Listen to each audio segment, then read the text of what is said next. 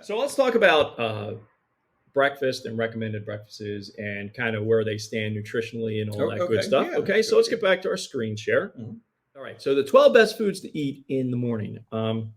We continue to be, as a country, still a breakfast type person, and I'm a breakfast Yeah, I person. like I yes. eat a bowl of cereal every single day of my life, Mhm. unless it's a special day, we all have pancakes or Right. something like that. But I Mhm. generally eat a bowl of cereal every single day. Mhm. Probably not the best thing for me, but Well, I don't know.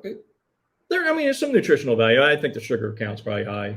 Well, what do you eat? I mean, I eat. I have in my cabinet now Captain Crunch, which is one of my Right. Well, favorite. the sugar's probably not as high as that. I eat frosted mini wheats I I actually and like them. Yes. life cereal, and I put them Yeah. together Yeah. Yes. generally Yeah. on a Life's good. Yeah. yeah. I just kind of mix them together. But I Okay. can't do stuff like the stuff that's good for you.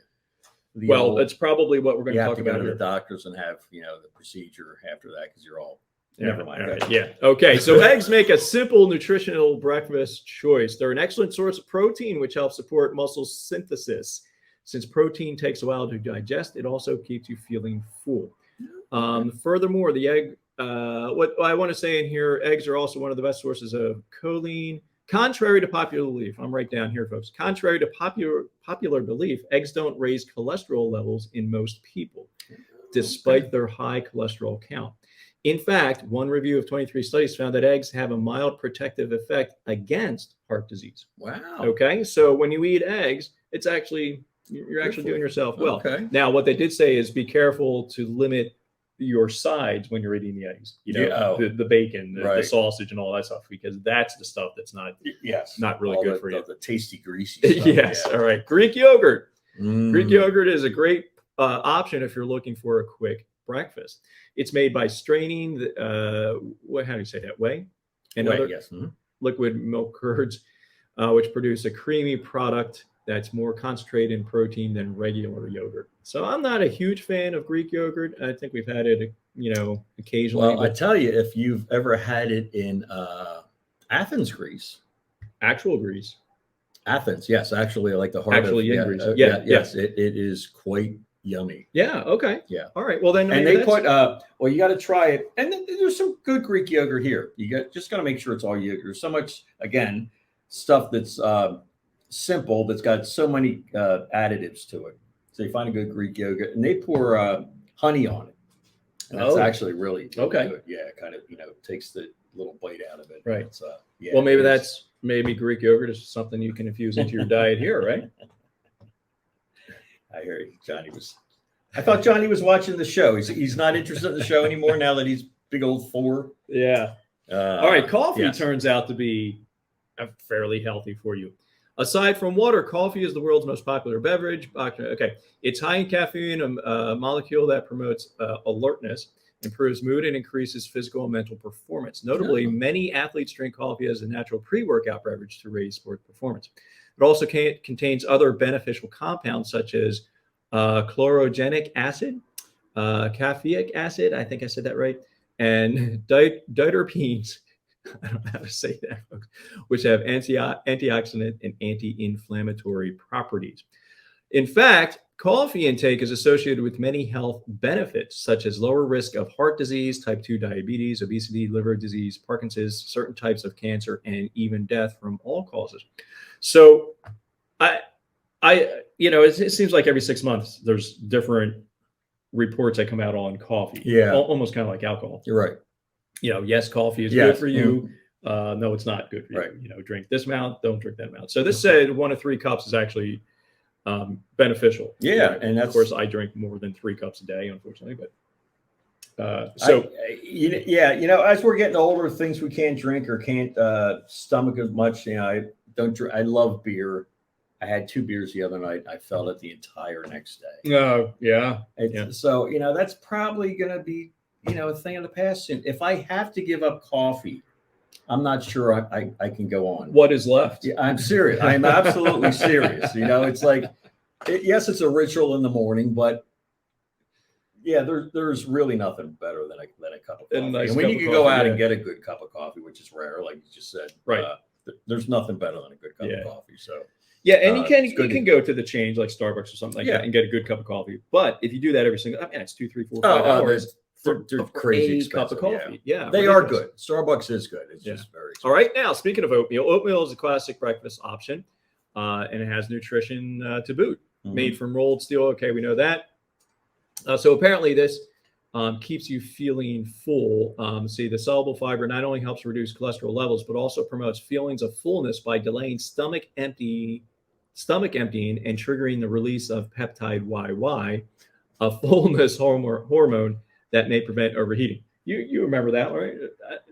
I'm stuck on stomach emptying because every once in a while we really need our board, Joel. All right, let's move on. So let me say something. I eat a lot of oatmeal. The instant, the Quaker oats, they're like cranberry or whatever. I think they're great. You microwave them for 2 seconds.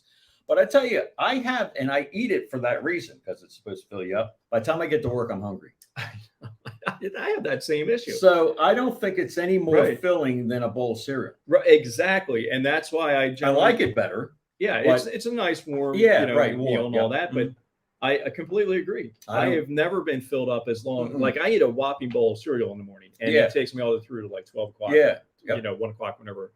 But I completely agree. Fully cooked. I haven't had fully cooked oatmeal since I had my house. So maybe you end up eating more. Maybe that sticks around a little bit longer. But just the instant. I remember Mom saying that. Yeah, it'll stick to your stomach. Yeah, and it just never really did. No, in my opinion. All right, chia seeds. Chia. In fact, let's see, are nutritious and great source of fiber. In fact, just 1 ounce provides an impressive 10 grams of fiber per serving. So I don't really eat chia seeds. No. Yeah. So anyway, there's something that you can think about for breakfast. Let's move on. Let's not drag this out too long. Berries. See, this is what the younger generation, they get into these seeds and things that I don't know what they are. What's chia? I mean, I know if you put them on Obama's head, and all of a sudden, water, boom, he has hair. Yeah, right. All right, berries, including blueberries, raspberries, strawberries, and blackberries, are delicious and packed with antioxidants. So I like berries too. And we have them often. I just never eat berries. I never eat fruit for breakfast. No, I might have a banana or something like that. But once I get done that bowl of cereal, I just don't really want. Well, in the spring, if I get fresh strawberries once a year, I put them on my cereal. They're delicious. And those things and I can't remember what they're called. Mom knew what they are. The wild raspberries. Yeah, but they're not really raspberries. She had a name for them, but anyway.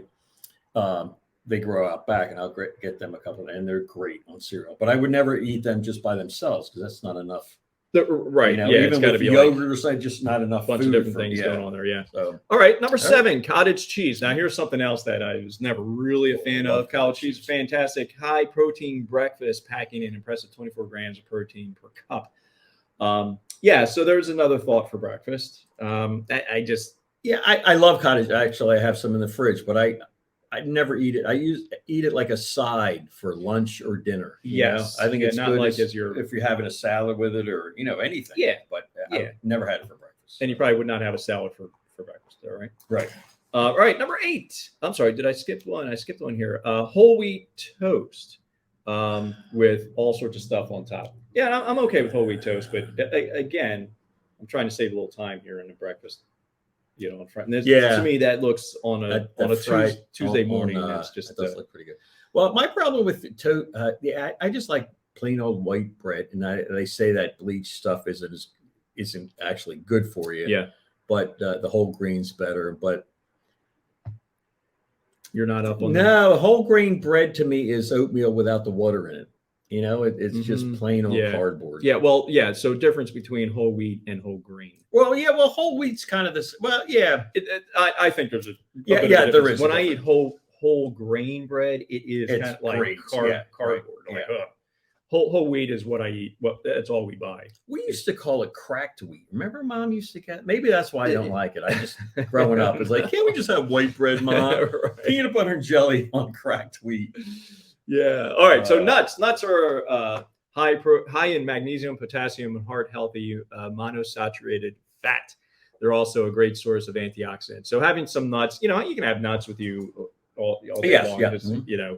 Mm-hmm. So they're suggesting, have some nuts in the morning, and then you could have some green tea, which is great. I've never had green tea. I've had green tea. Yeah, I like plain old in the morning English breakfast. Actually, what I get is Roses. It's a Scottish guy, customer of mine, turned me on to. It's made in Canada, but it is very close to an English breakfast tea, and it's a little bit of milk in it. I can drink that all day. And for some reason, they say it's caffeine in it, but that I can drink tea and then go to bed.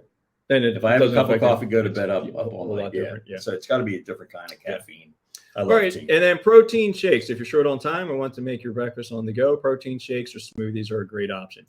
Now, I would say it would take more time and mess to create a protein shake in my house than a bowl of cereal. And I, a lot of these options are bringing back some very bad memories for me. I just have to leave it at that. All right, last one, fruit. Too much protein packed into a glass is just not good for everybody. I'm just saying. Fruit. If you don't want a full meal but still crave a bite to eat in the morning, try fruit. And I'll agree with that. Again, I typically don't eat too much fruit in the morning. I might grab a banana. I'll have my clementine at lunchtime. I'll take 2 of them. I'll have my apple. I'll have another banana after school. But, Linda gave me is that the little guys? They are great. They peel easily, and it's enough just for a snack, and they are really good. I mean, I love a good orange, but sometimes it's too much and it's hard to peel and all that stuff. I agree with you there. Clementine, I'll take clementine to school, eat them, no problem. Yeah. The orange I eat at home, and I have to cut it up. Right. Because I'm a little bit wimpy on that front. I don't like having the orange peel under my thumb for the rest of the day. It's all sore and all that. All right, folks. So that is our recommendation for great breakfast foods. You got some improvisatory. Where is Scrapple on the? Come on. Oh, Scrapple. Yes. Goodness. Holy cow. I don't think Scrapple. We're like in the heart of Scrapple. No, that's. I don't think Scrapple made the Scrapple is the best food on the planet. Thanks. So that's a great food. Go around, sweep up the floor of all the toppings. So let's put it together and sell it as Scrapple. I was a short story here. When I was in my Johnny Cash band, we did actually in Milton, Delaware. That's where Dogfish Head is. Mm-hmm. Little tiny, we were there, and it's the little town itself is right next to it. And there's a little, I think the Broadkill River comes in there or something like that. But anyway, we did a show when I was in Johnny Cash band, and the guy that the Park and Recs guy that set it up was he sounded like the cable guy. Remember the cable guy, Larry the Cable Guy? Yes. I guess he was born down there. And right. But anyway, they used to make Scrapple there, and whatever building it was, he's like that. It's right where the river, little park comes in. And they used to throw all the scraps from the Scrapple in there. Oh my gosh! In the water, and he said there's carp that are just like gigantic that are just living in because they would just. Oh my gosh! Really? Stuff. Wow.